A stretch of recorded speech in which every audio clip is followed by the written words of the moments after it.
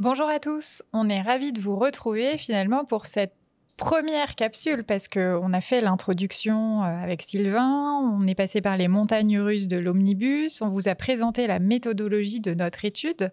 Maintenant, rentrons dans le vif du sujet du feedback sur ces publications CSRD, cette première année de reporting. Alors, on a un premier sujet, pas des moindres, on a vraiment souhaité commencer par cette analyse de double matérialité. Notre typologie de présentation, ça va être toujours de vous faire un exécutif summary. Donc, on va démarrer par l'essentiel. Que faut-il retenir du benchmark sur l'analyse de double matérialité? Et puis ensuite, on va rentrer dans un focus détaillé. Donc, quelles sont les bonnes pratiques de présentation? Quels sont tout simplement les résultats de l'analyse de double matérialité? Et puis, on a quand même, malgré tout, un certain nombre de points d'attention sur le processus de double matérialité. On terminera sur ce sujet par des perspectives de simplification pour les prochains reporting, mais également des perspectives opérationnelles. Alors, on a cette vision de benchmark avec une vision européenne, 250 entreprises. On a également un benchmark avec une vision plutôt France, avec des entreprises du CAC 40 et du Next 20. Et également, on apportera des illustrations détaillées avec des extraits de rapports des entreprises pour venir illustrer nos propos.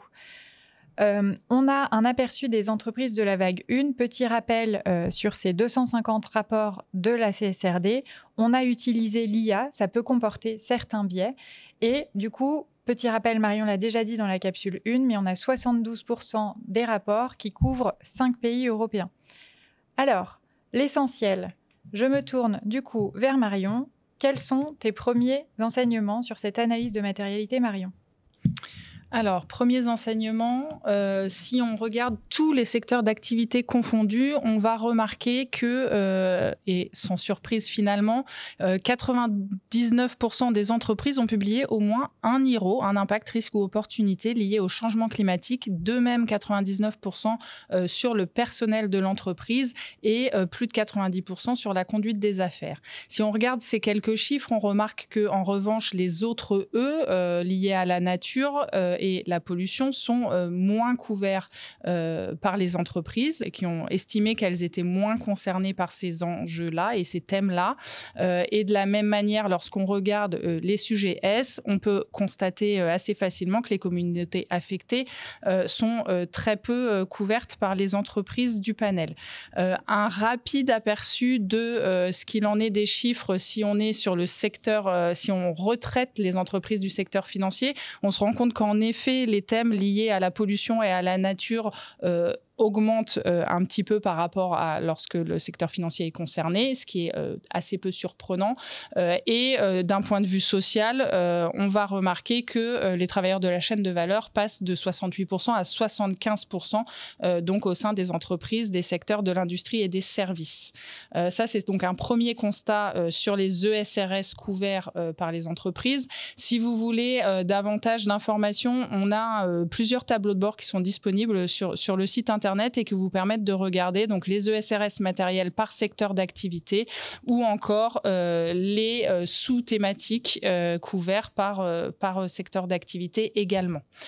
En termes de principaux messages, si on continue, en termes de typologie des impacts, risques et opportunités, on peut remarquer, premier constat, que les impacts négatifs prennent le dessus, si je peux le dire comme ça, sur les impacts positifs, avec 60% des impacts qui sont négatifs contre 40% qui sont positifs.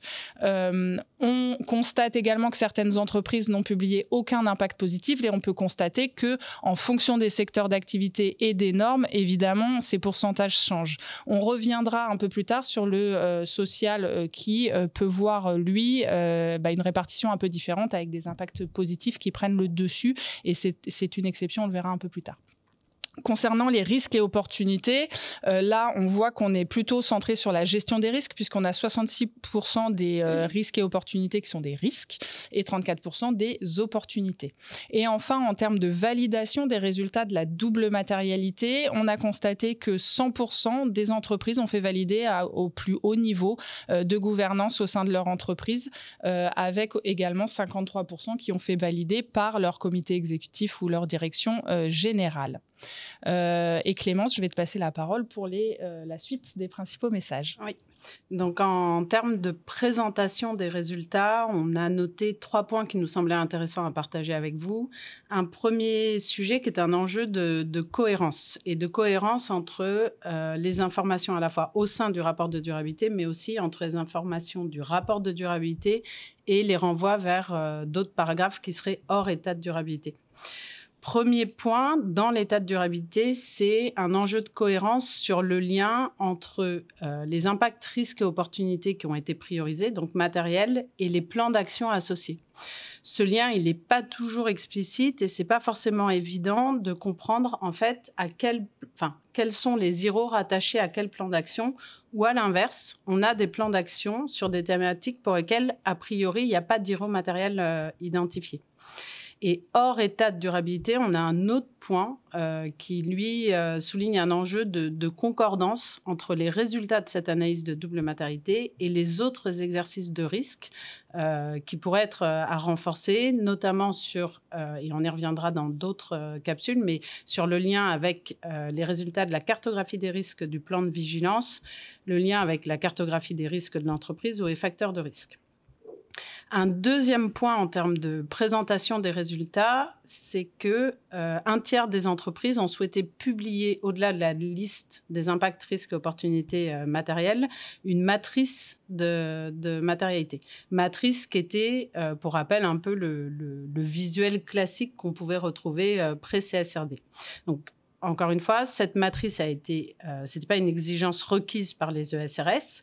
Et d'ailleurs, la consolidation au niveau des topics ou des sous-topics porte en elle-même un biais méthodologique sur lequel on reviendra. Donc ça, et enfin une dernière tendance qui là est plutôt un signal positif sur les sujets non matériels, donc les sujets qui n'ont pas été priorisés par les entreprises, avec 25% des entreprises du panel qui vont publier de façon volontaire les raisons de cette exclusion. Sur la slide suivante, et on a quelques points d'attention là plus en termes d'approche méthodologique qu'on va présenter rapidement ici, on y reviendra ensuite. Le premier point, il est sur la granularité des impacts, risques, opportunités, sur le nombre, mais aussi sur la qualification, la formulation de ces IRO. On constate qu'on a des pratiques qui sont très hétérogènes et un résultat dans l'ensemble qui reste à renforcer, notamment sur le lien entre justement les IRO, la chaîne de valeur et le business model. Sur l'évaluation, l'analyse en brut a été largement respectée avec quelques exceptions récurrentes sur les normes sociales, comme l'évoquait à l'instant Marion, et notamment sur S1, donc les travailleurs de l'entreprise. Le troisième point, c'est dans l'ensemble, les entreprises ont peut utiliser l'option qui leur était laissée de rajouter des sujets appelés entity spécifiques. Et quand elles le faisaient, ça portait soit sur des thématiques transversales, telles que la cybersécurité, l'innovation, l'intelligence artificielle, la fiscalité ou encore des enjeux qui peuvent être très liés à des secteurs d'activité, comme par exemple la préservation des savoir-faire dans le secteur du luxe.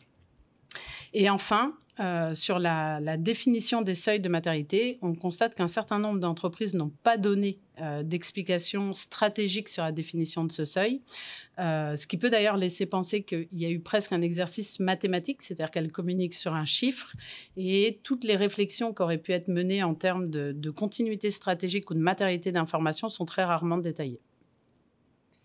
Alors, merci Clémence. Du coup, on va pouvoir rentrer dans le vif du sujet. Vous nous avez mis en appétit là. Je retiens quand même un point important qui est l'enjeu de cohérence qui pourrait potentiellement amener des questions des régulateurs.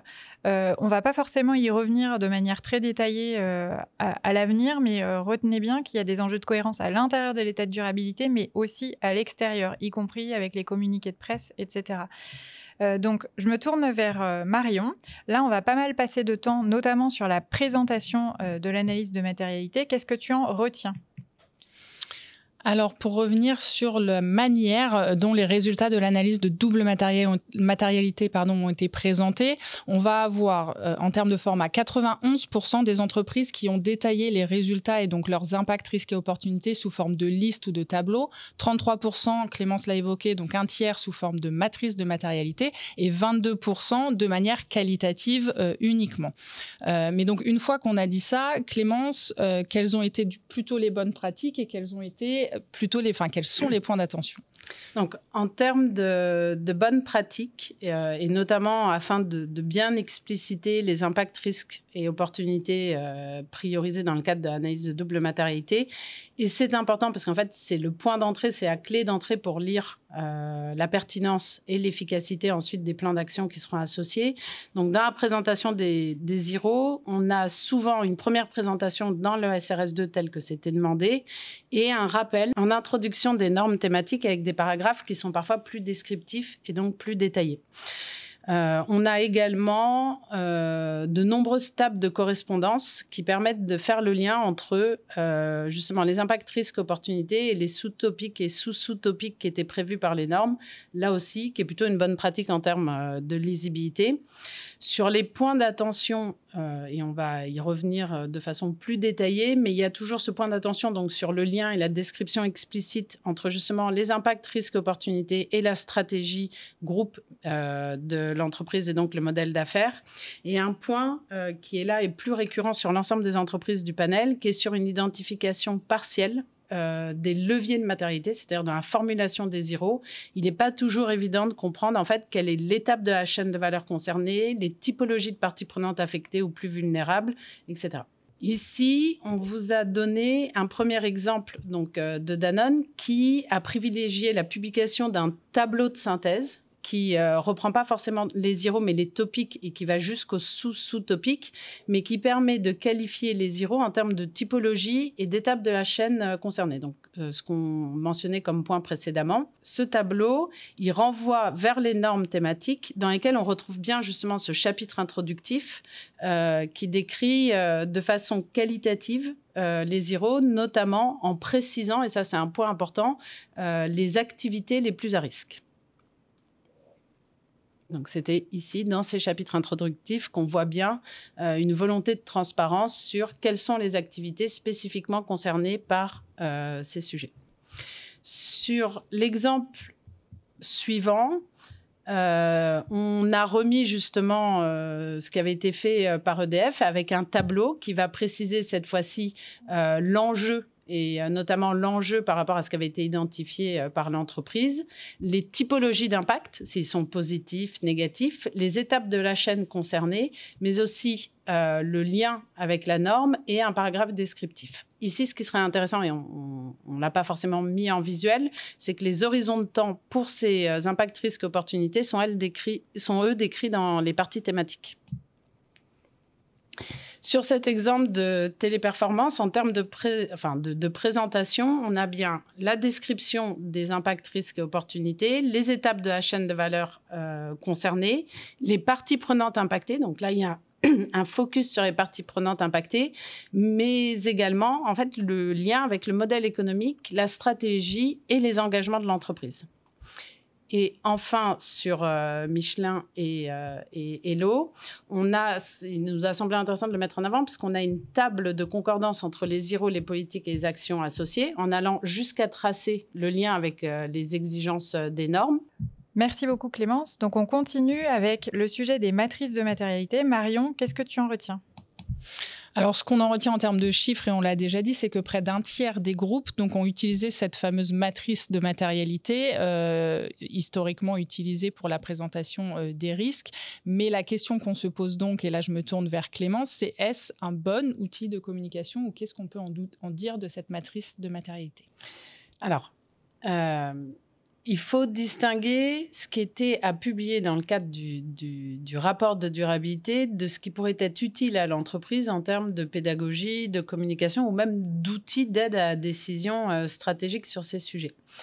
D'un point de vue CSRD et donc conformité, ce n'est pas forcément un bon outil dans le sens où, comme on le disait en introduction, il y a nécessairement un biais dans la consolidation, puisque les normes prévoyaient que dès lors qu'on avait un impact risque opportunité matériel, l'ensemble de la norme devenait matériel. Donc une bonne matrice de matérialité aurait dû être à un niveau IRO, ce qui matériellement est juste impossible. En revanche, est-ce que ça reste un outil qui peut être utile à l'entreprise? Oui, et c'est pour ça qu'il nous a semblé intéressant de montrer quelques exemples de publications, et notamment parce que dans ces exemples, on voit bien qu'il y a en sous-jacent cet enjeu de granularité sur que placer sur cette matrice. On a un premier exemple qui va être celui d'Accor, qui a placé sur la matrice de matérialité, donc on retrouve bien les deux axes en abscisse ordonnée de matérialité d'impact et matérialité financière, mais qui a placé, j'ai envie de dire, uniquement les normes, les grands sujets, donc les effectifs des entreprises, le changement climatique, etc. On a un deuxième exemple avec une matrice de matérialité qui, cette fois-ci, est à la maille des IRO, donc on voit avec beaucoup plus de points positionnés, et qui donc va permettre peut-être une compréhension plus fine du positionnement relatif des sujets les uns par rapport aux autres. Alors, du coup, ces matrices de matérialité, j'ai compris, c'est un visuel utile, mais qui peut comporter des biais. Est-ce que du coup, Marion, tu peux nous dire quelques mots sur le sujet des normes non matérielles? Est-ce que les entreprises ont expliqué pourquoi c'était non matériel? Alors, quand on lit les états de durabilité, on a 25% des entreprises qui ont publié des informations et des explications, alors additionnelles, on le dit ici, sur les normes ou les enjeux non matériels. Pourquoi on précise additionnel? C'est qu'en effet, c'est un effort de transparence fourni par les groupes, puisqu'il n'y avait pas d'exigence normative à fournir des explications sur ces normes non matérielles, à l'exception de E1 sur le changement climatique, si celui-ci avait été non matériel.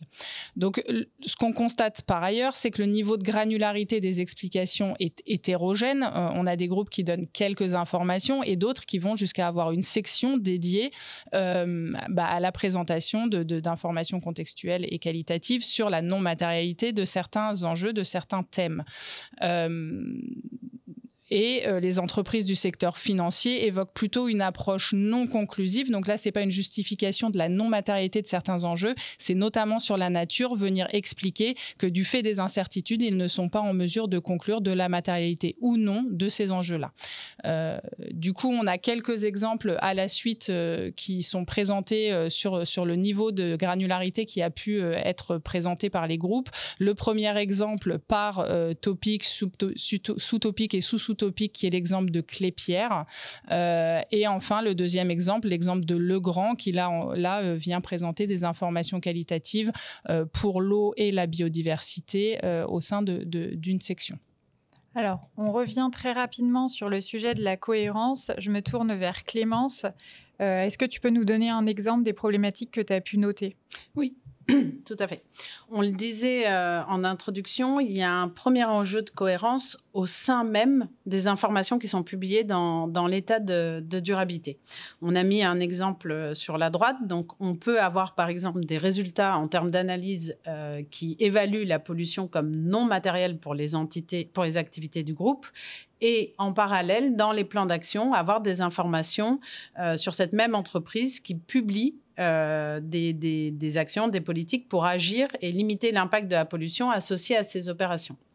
Ce même enjeu de cohérence, on va le retrouver avec, comme le précisait Anne, des informations qui sont hors état de durabilité, des informations qui peuvent être réglementaires, on le disait, et qui peuvent être liées par exemple au plan de vigilance. Et les deux documents, rapport de durabilité et plan de vigilance, se mentionnent souvent et pourtant sans une concordance qui est très explicite, mais même avec d'autres sections d'autres informations publiées, comme les cartographies des risques. Ce constat, il pose plusieurs questions. Il pose des questions sur l'harmonisation des méthodologies, et notamment en termes de granularité. En ce qui concerne, par exemple, l'exemple entre le plan de vigilance et analyse de double matérialité, les critères d'évaluation sont inspirés des mêmes référentiels internationaux, donc ils sont bien alignés, mais la granularité du plan de vigilance va être beaucoup plus fine, donc ce qui va poser un enjeu d'alignement. Et on a un deuxième point, d'un point de vue méthodologique, sur l'intérêt et la pertinence, justement, de faire coexister plusieurs cartographies. Et là, l'enjeu va plus être pour les équipes de dire comment est-ce qu'on réconcilie ces exercices, et ce qui était notamment prévues dans le cadre de la directive européenne sur le devoir de vigilance, qui était de dire si on a une publication à un endroit, on n'a pas besoin de le republier pour une autre réglementation.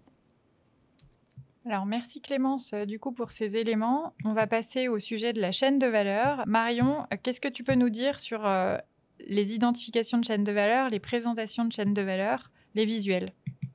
Alors sur la chaîne de valeur, qui est un point clé dans l'identification des IRO et la compréhension de ces IRO, on a finalement 87% des entreprises qui détaillent leur chaîne de valeur, donc au sein de l'état de durabilité ou par renvoi à d'autres chapitres du document d'enregistrement universel. Parmi ces 87%, on voit qu'il y a une grande majorité, 71%, qui ont recours à une infographie, donc par souci de pédagogie et de compréhension justement de cette chaîne de valeur. 40% ont complété, dans ces 71%, l'infographie d'information qualitative. Et enfin, on a 25% qui donnent une information uniquement qualitative.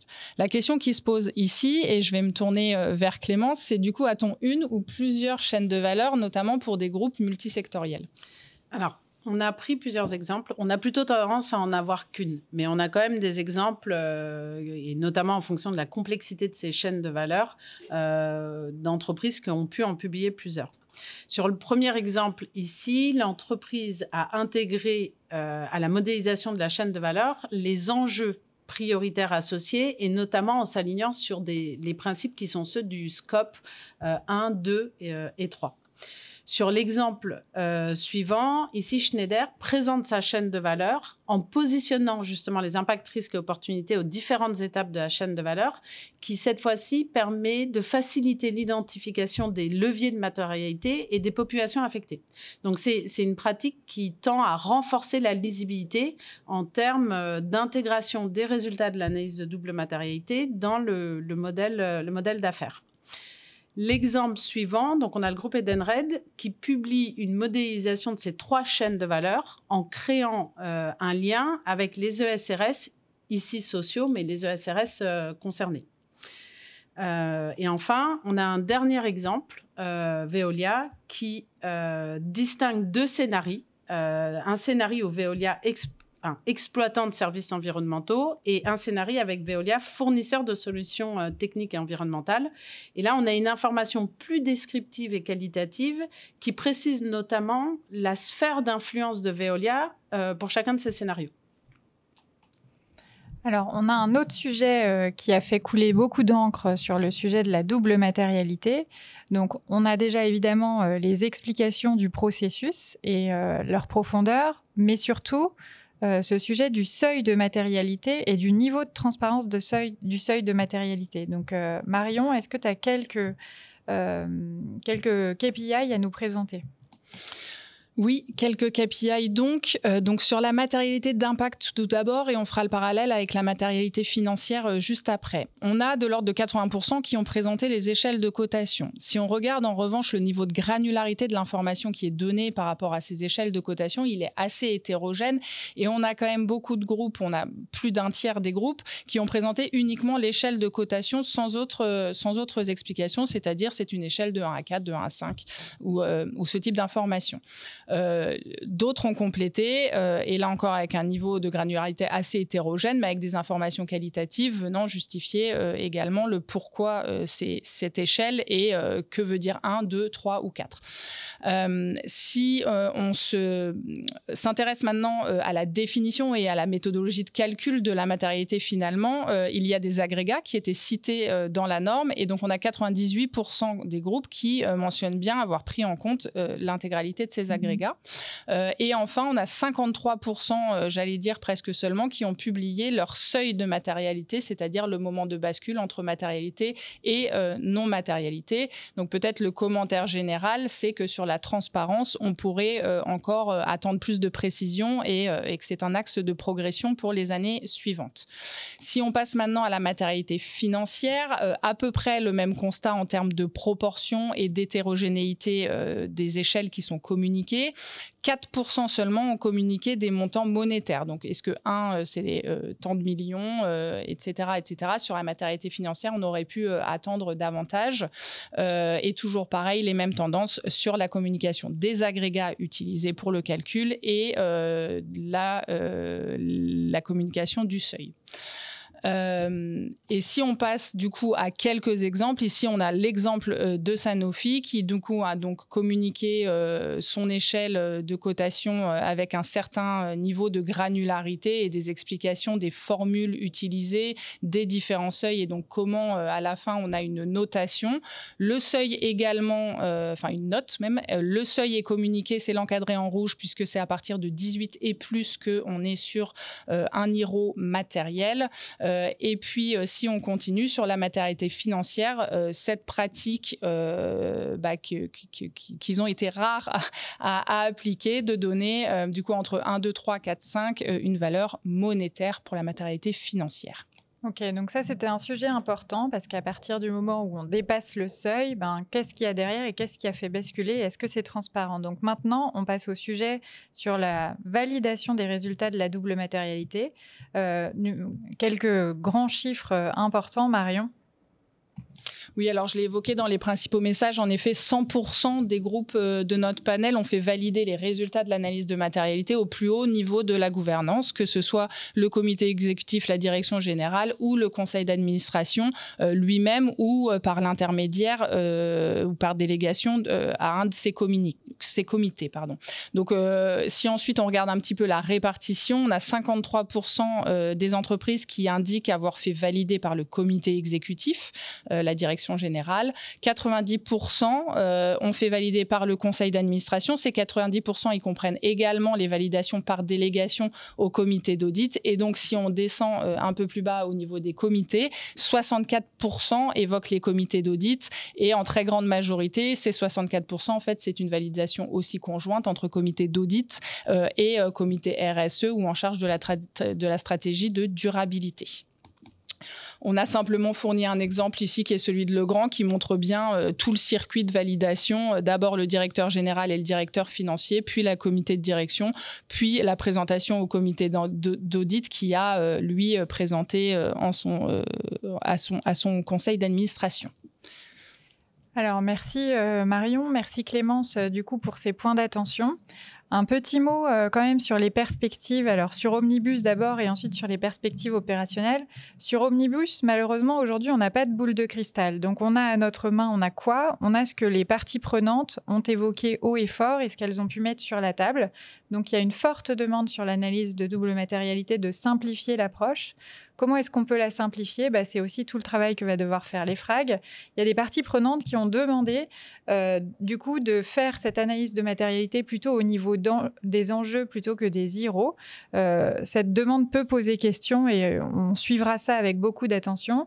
Ensuite, il y a une forte demande également pour avoir un principe de cette notion de matérialité qui soit généralisée à l'ensemble des informations, y compris les informations de la norme cross-cutting standard ESRS 2. Ça, c'est ce que mettent sur la table les parties prenantes. Il y a aussi des demandes qui poussent d'élargir un petit peu cette notion d'information confidentielle pour apporter un peu de flexibilité aux entreprises. Je vais m'arrêter là. Clémence, je vais te laisser le mot de la fin pour les perspectives opérationnelles. Oui. Alors, pour les perspectives opérationnelles, le principal point d'attention, c'est peut-être déjà de se rappeler pourquoi on réalisait cette analyse de double matérialité et pourquoi c'était une clé d'entrée qui permettait de définir ensuite le périmètre de reporting obligatoire pour les entreprises.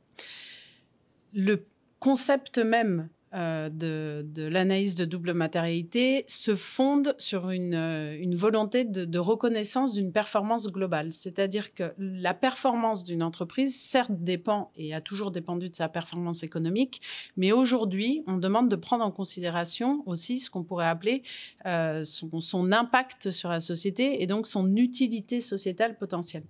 Et donc, derrière ce concept d'analyse de double matérialité, l'objectif, c'est bien de réconcilier dans une vision et une approche commune les enjeux de durabilité avec les enjeux de performance économique.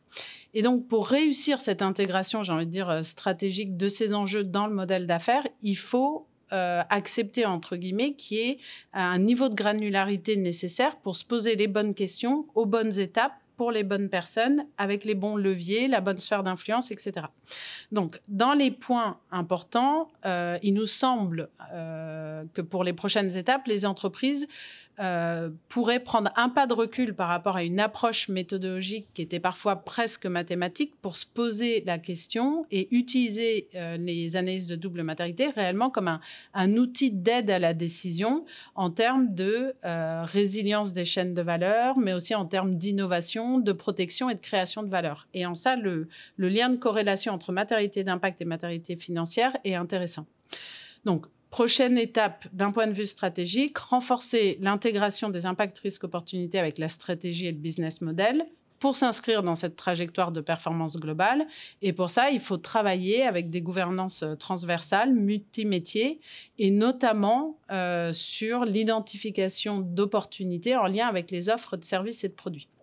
Et d'un point de vue opérationnel, j'ai envie de dire pour l'année 2 et les années suivantes, on a 2 objectifs. Un premier objectif qui va être de vérifier quelque part l'opposabilité des thématiques exclues par une analyse sectorielle et donc répondre à cet enjeu de comparabilité, mais aussi d'aller travailler ces résultats et la pertinence de ces résultats au niveau des filiales et donc sur chacune de ces thématiques. Deuxième objectif, ça va être de réussir à opérationnaliser ces résultats pour que réellement ça devienne un outil de pilotage opérationnel des enjeux de durabilité. Et ça passera par une appropriation et potentiellement d'ailleurs une révision des résultats par les métiers, par les filiales, par les équipes plus terrain. Merci Clémence. Je retiens du coup qu'on a un vrai enjeu aussi de simplification. On va suivre ça de très près avec du coup tout le contexte réglementaire qu'on connaît. Il y a une belle marche quand même qui a été franchie cette année. Restons sur ce mot positif de la fin. On va pouvoir passer à la capsule suivante. C'est parti pour la vidéo capsule sur la présentation de l'état de durabilité.